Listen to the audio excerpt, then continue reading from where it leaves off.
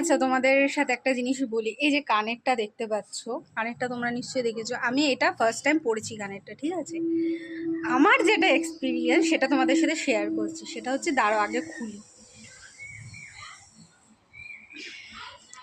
প্রথমত এই কানেরটা পরে ট্রেনে যখন আমি আসছিলাম, তো ট্রেনের হাওয়াতে না চুলগুলো বারবার কানের মধ্যে ঢুকছিল। তো আমার না হট করে কি মনে হলো, আমি হাত দিতে যাচ্ছি আর বারবার এই জায়গাটাকে আটকে যাচ্ছে। তখন মনে হচ্ছে আরে এটা তো এই কানে না।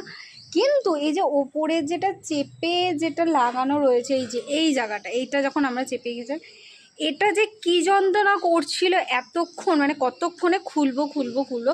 তো ফাইনালি দেখো আমি এটা খুললাম।